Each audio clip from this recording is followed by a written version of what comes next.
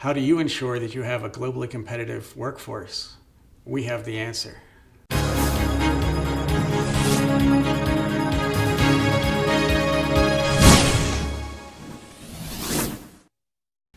Hi everyone, and welcome to the MFG Advocate on IMTS TV. I'm Penny Brown. We're at a time when nearly 84% of manufacturing executives say that there's a shortage of skilled workers in the industry.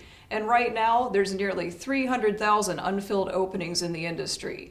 The National Institute for Metalworking Skills is on the front line to try to attract young people into careers in manufacturing. And today, their executive director, Jim Wall, is here to talk to us about that. How are you today, Jim? I'm great. How are you? So give us a background. What exactly is NIMS and what's your mission?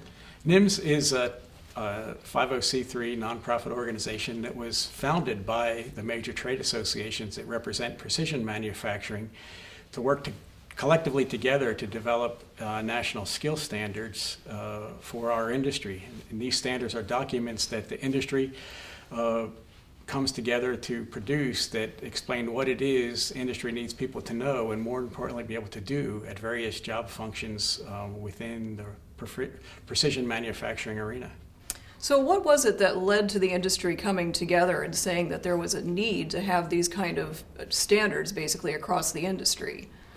Well, there's just been historically a wide variation in terms of the quality of educational programs at all levels across the country, and industry increasingly became skeptical of degrees. If you didn't know exactly what the curriculum was at a particular school, it's hard for industry to count on the consistency of someone coming, applying for jobs with a certificate or a degree from a school that they might not know exactly what was being taught. And in many cases, what was being taught was technology that was 30 or 40 years old and not really in tune with what today's modern manufacturing employers need.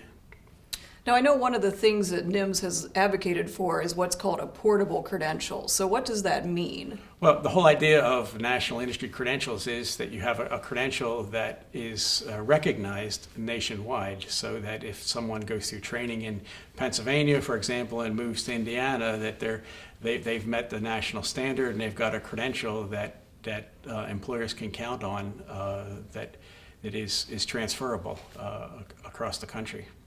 So in what ways are you directly connecting with students? We're involved with high school programs in career and technical education, community and technical college programs, at the post-secondary level, apprenticeship programs at the industry level, and also incumbent training within companies. So we're really our standards and credentialing program fits the whole spectrum of training opportunities that are available in our industry. So for a company that really needs to build its talent pipeline, what kind of steps can they take to help grow their pool? Well, one would be to go to the nimsready.org website, and they'll see an interactive map where they can connect with programs that are credentialing individuals in their state or their community. And they can also get information about how to begin and where help is available to establish apprenticeship programs within their company if they don't have one already.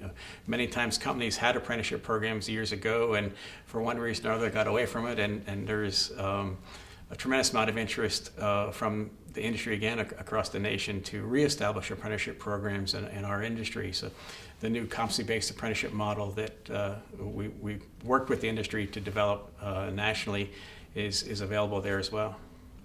Mentioning apprenticeships, there's other industries that seem to have been better at sort of growing or maintaining apprenticeship programs where manufacturing has kind of fallen off on that some. What kind of interest are you seeing revived in that from different manufacturing companies? Well, there is, from the Department of Labor federally, their Office of Apprenticeship has really put a significant amount of funding behind establishing new apprenticeship programs in occupations outside of the construction industry. The construction industry over the last 30 to 40 years have done a pretty remarkable job in terms of the number of apprenticeship programs that they run.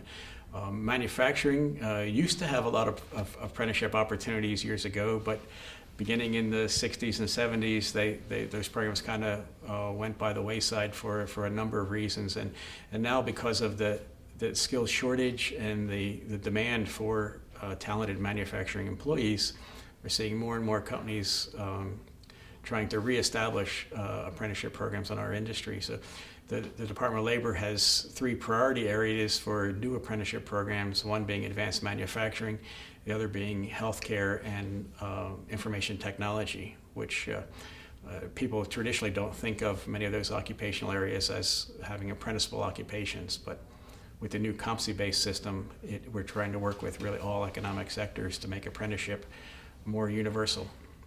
Now, you mentioned manufacturing apprenticeships falling off, a few decades ago. Can you expound on some of those reasons?